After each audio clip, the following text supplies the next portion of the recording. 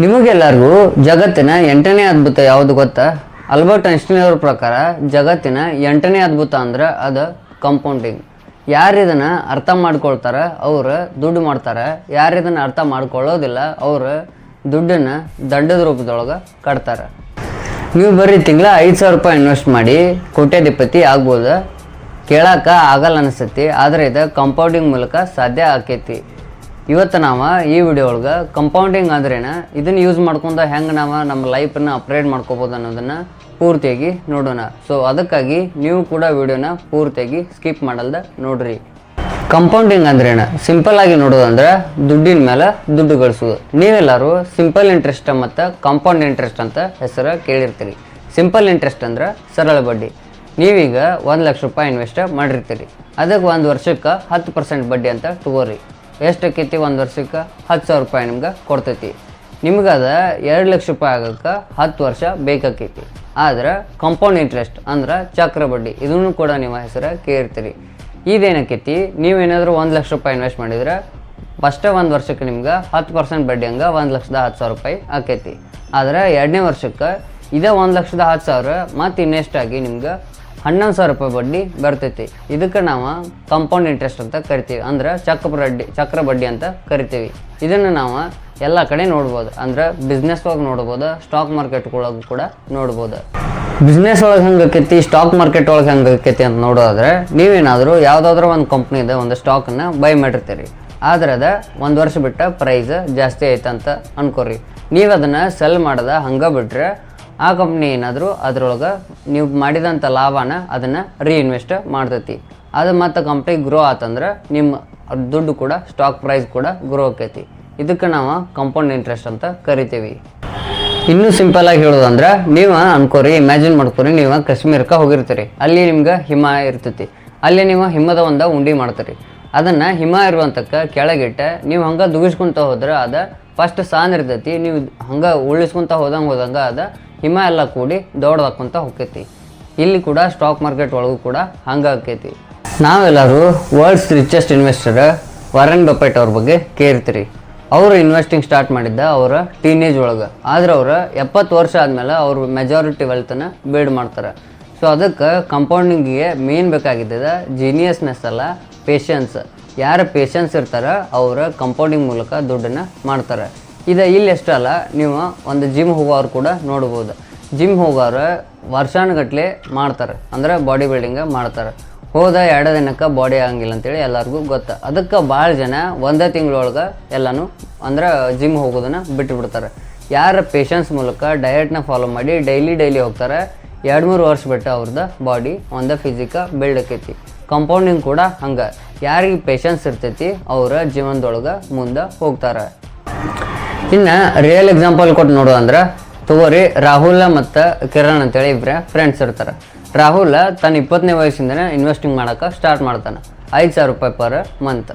ಕಿರಣ್ ತಾವ 30 ವಯಸ್ಸಿನಿಂದ ಇನ್ವೆಸ್ಟಿಂಗ್ ಮಾಡೋಕೆ ಸ್ಟಾರ್ಟ್ ಮಾಡ್ತಾನೆ, ಆದ್ರೆ 10,000 ರೂಪಾಯಿ ಪರ್ ಮಂತ್.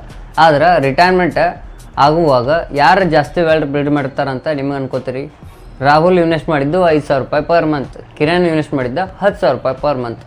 ಆದ್ರೆ ನೀವೇನು ಅನ್ಕೋತೀರಿ? ಕಿರಣ್ ಜಾಸ್ತಿ ವೆಲ್ತ್ ಬಿಲ್ಡ್ ಮಾಡಿರ್ತಾನಂತ. ಆದರೆ ಕಿರಣ್ಗಿಂತ ಜಾಸ್ತಿ ರಾಹುಲ್ ವೆಲ್ತ್ ಬಿಲ್ಡ್ ಮಾಡಿರ್ತಾನೆ. ಇಲ್ಲಿ ಬರೋದು ಮನಿದೆಲ್ಲ ಟೈಮದ್ದು. ಯಾಕಂದ್ರೆ ರಾಹುಲ್ ಬಂದ್ಬಿಟ್ಟು 10 ವರ್ಷದ ಮುಂಚೆನೇ ಇನ್ವೆಸ್ಟ್ ಮಾಡೋಕೆ ಸ್ಟಾರ್ಟ್ ಮಾಡಿರ್ತಾನೆ, ಆದರೆ ಕಿರಣ್ 10 ವರ್ಷ ಆದಮೇಲೆ ಇನ್ವೆಸ್ಟ್ ಮಾಡೋಕೆ ಸ್ಟಾರ್ಟ್ ಮಾಡಿರ್ತಾನೆ.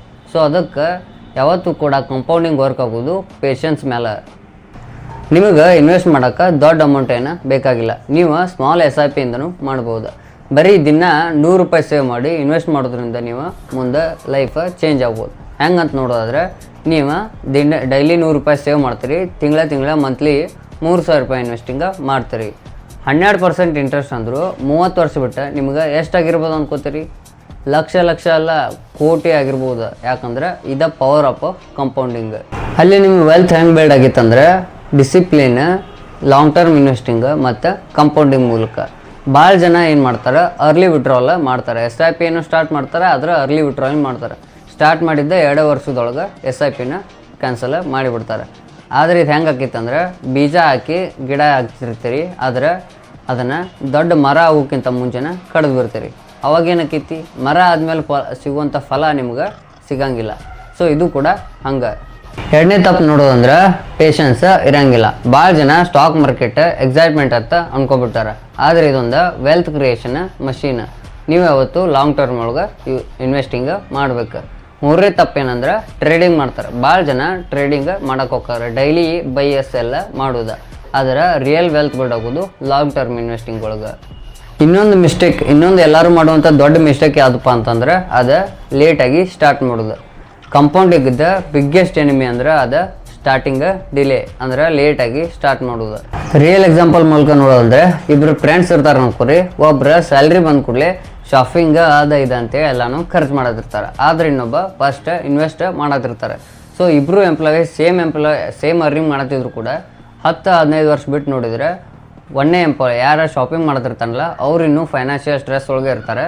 ಯಾರು ಇನ್ವೆಸ್ಟಿಂಗ್ ಮಾಡತ್ತಿರ್ತಾರಲ್ಲ ಅವರು ತಮ್ಮ ಫ್ಯಾಮಿಲಿನ ಫೈನಾನ್ಷಿಯಲಿ ಸೆಕ್ಯೂರ್ ಆಗಿ ಇಟ್ಟಿರ್ತಾರೆ.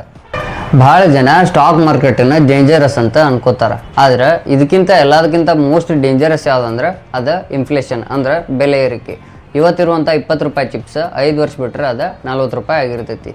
ಆದ್ರೆ ನೀವು ಸೇವ್ ಮಾಡಿರುವಂಥ ಹಣ ಹಂಗೆ ಇರ್ತೈತಿ. ಮತ್ತು ನಾಟ್ ಇನ್ವೆಸ್ಟಿಂಗ್ ಮಾಡದೇ ಇರೋದು. ನೀವೇನಾದರೂ ಇನ್ವೆಸ್ಟ್ ಮಾಡಲು ಇಟ್ಟರೆ ಅದರ ಅರ್ಧ ಬೆಲೆನ ಕಳ್ಕೊಂಡಿರ್ತೈತಿ. ನಾ ಹೀಗೆ ಹೇಳಿದೆಲ್ಲ, ಈಗ ನಿಮ್ಮ ಹತ್ರ 1,000 ರೂಪಾಯಿ ಇತ್ತು, ಅದ್ರ ಚಿಪ್ಸ್ ಇವತ್ತು 20 ರೂಪಾಯಿ ಐತಿ. 5 ವರ್ಷ ಬಿಟ್ಟು ನಿಮ್ಮ ಕಡೆ ಅದ 1,000 ರೂಪಾಯಿ ಇದ್ರೆ ಚಿಪ್ಸ್ 40 ರೂಪಾಯಿ ಆಗಿರ್ತೈತಿ. ಅಂದ್ರೆ ನಿಮ್ಮ 1,000 ರೂಪಾಯಿ ಅರ್ಧ ಬೆಲೆನ ಕಳ್ಕೊಂಡಿರ್ತೈತಿ. ಇನ್ನು ನೀವು ಎಲ್ಲರೂ ಹೆಂಗೆ ಸ್ಟಾರ್ಟ್ ಮಾಡೋದು ಅಂತ ನಿಮ್ಮ ತಲೆ ಒಳಗೆ ಬಂದಿರ್ತೈತಿ. ಫಸ್ಟ್ ನೀವು ಮಾಡಬೇಕಾಗಿದ್ದೆ ಬೇಸಿಕ್ಸ್ ಆಫ್ ಸ್ಟಾಕ್ ಮಾರ್ಕೆಟನ್ನು ಕಲ್ಕೋಬೇಕು. ಅಂದ್ರೆ ಸ್ಟಾಕ್ ಮಾರ್ಕೆಟ್ ಒಳಗೆ ಬೇಸಿಕ್ ಒಳಗೆ ಕಲ್ಕೋಬೇಕು. ಕಂಪ್ನಿ ಏನು ಮಾಡ್ತೈತಿ, ಕಂಪ್ನಿ ಯಾವ ಥರ ಪ್ರಾಫಿಟ್ ಮಾಡ್ತೈತಿ, ಸಾಲ ಐತಿ ಎಷ್ಟೈತಿ, ಮ್ಯಾನೇಜ್ಮೆಂಟ್ ಹೆಂಗೈತಿ, ಇವೆಲ್ಲನೂ ತಿಳ್ಕೊಬೇಕು ಆಕೈತಿ. ನೀವು ಡಿಸಿಪ್ಲಿನ ಮೇಂಟೈನ್ ಮಾಡ್ಬೇಕಾಕೈತಿ. ಅಂದ್ರೆ SIP ಮಾಡಿದ್ರೆ ಮಂತ್ಲಿ ನೀವು ಹಾಕೊಂತ ಹೋಗ್ಬೇಕು. ನಡ್ಕ ಅದನ್ನು ಕ್ಲೋಸ್ ಮಾಡೋಕೆ ಹೋಗ್ಬೇಡ್ರಿ. ಆಮೇಲೆ ಇನ್ನೊಂದು ಏನಂದ್ರೆ ನೀವು ಲಾಂಗ್ ಟರ್ಮ್ ಇನ್ವೆಸ್ಟಿಂಗ್ ಮಾಡ್ಬೇಕಾಕೈತಿ. ಸೊ ಲಾಂಗ್ ಟರ್ಮ್ ಎಷ್ಟು ಮೈಂಡ್ಸೆಟ್ ಇಟ್ಕೋತಿರಲ್ಲ ಅಷ್ಟು ನೀವು ಜಾಸ್ತಿ ಮ್ಯಾಸಿವ್ ಪ್ರಾಫಿಟನ್ನು ಪಡ್ಕೋತೀರಿ ಮತ್ತು ಕನ್ಸಿಸ್ಟೆನ್ಸಿಯಾಗಿ ಏರಿ. ಅದಕ್ಕೆ ಒಂದು ಅರ್ಥ ಮಾಡ್ಕೊಡ್ರಿ, ನೀವೇನಾದರೂ ಒಂದು ಮಾವಿನಕಾಯಿ ಬೀಜನ ಇವತ್ತು ಬಿತ್ತಿದ್ರೆ ಅದು ನಿಮ್ಗೆ ನಾಳೆನ ಹಣ್ಣು ಕೊಡೋಂಗಿಲ್ಲ. ಅದು ಒಂದಷ್ಟು ವರ್ಷ ತೊಗೊಂಡು ದೊಡ್ಡದಾಗಿ ಆಮೇಲೆ ಮರ ಆಗಿ ನಿಮ್ಗೆ ಹಣ್ಣು ಕೊಡ್ತೈತಿ. ಹಣನೂ ಕೂಡ ಹಂಗೆ. ನೀವು ಇವತ್ತು ಸೇವ್ ಮಾಡುವಂಥ 100 ರೂಪಾಯಿ ಮುಂದೆ ನಿಮ್ಗೆ ಫ್ಯೂಚರ್ನ ಬಿಲ್ಡ್ ಮಾಡ್ಬೋದು. ಸೊ ಇದಕ್ಕೆ ಕಂಪೌಂಡಿಂಗ್ ಅಂತಾರೆ. ಕಂಪೌಂಡಿಂಗ್ ಯಾವುದೋ ಮ್ಯಾಜಿಕ್ ಅಲ್ಲ, ಇದು ಕನ್ಸಿಸ್ಟೆನ್ಸಿ, ಪೇಷನ್ಸ್ ಮತ್ತು ಟೈಮ್. ಅದಕ್ಕೆ ಶ್ರೀಮಂತರದ ಇದೊಂದು ಲೈನ ನೆನ್ಪಿಟ್ಕೋರಿ. Rich people don't use money to buy time, they use time to create money. ಅಂದ್ರೆ ಇನ್ವೆಸ್ಟ್ ಮಾಡೋಕ್ಕೆ ಪರ್ಫೆಕ್ಟ್ ಟೈಮನ್ನು ಹುಡುಗಾಕ ಹೋಗ್ಬೇಡ್ರಿ, ಇವತ್ತು ಇನ್ವೆಸ್ಟಿಂಗ್ ಸ್ಟಾರ್ಟ್ ಮಾಡಿರಿ. ಈ ವಿಡಿಯೋ ನಿಮ್ಗೆ ಯೂಸ್ಫುಲ್ ಅನಿಸಿದ್ರೆ ದಯವಿಟ್ಟು ಲೈಕ್ ಮಾಡಿರಿ. ಮತ್ತು ಯಾರಿಗೆ ಕಂಪೌಂಡಿಂಗ್ ಇನ್ವೆಸ್ಟಿಂಗ್ ಬಗ್ಗೆ ಗೊತ್ತಿರಂಗಿಲ್ಲ ಅವ್ರಿಗೆ ದಯವಿಟ್ಟು ಶೇರ್ ಮಾಡಿರಿ. ಮತ್ತು ನೀವಿನ್ನೂ ಇನ್ವೆಸ್ಟಿಂಗ್ ಸ್ಟಾರ್ಟ್ ಮಾಡಿರಿಲ್ಲ ಅನ್ನೋದನ್ನು ಕಮೆಂಟ್ ಬಾಕ್ಸ್ ಒಳಗೆ ತಿಳಿಸ್ರಿ. ಮತ್ತು ಇದೇ ಥರ ರಿಯಲ್ ಫೈನಾನ್ಷಿಯಲ್ ವೀಡಿಯೋಸ್ ಕನ್ನಡ ಒಳಗೆ ಬೇಕಂದ್ರೆ ನಮ್ಮ ಚಾನಲ್ನ ಸಬ್ಸ್ಕ್ರೈಬ್ ಮಾಡಿ ಇಟ್ಕೋರಿ. ಸಿಗೋಣಂತ ಮುಂದಿನ ಫೈನಾನ್ಷಿಯಲ್ ವೀಡಿಯೋದಾಗ.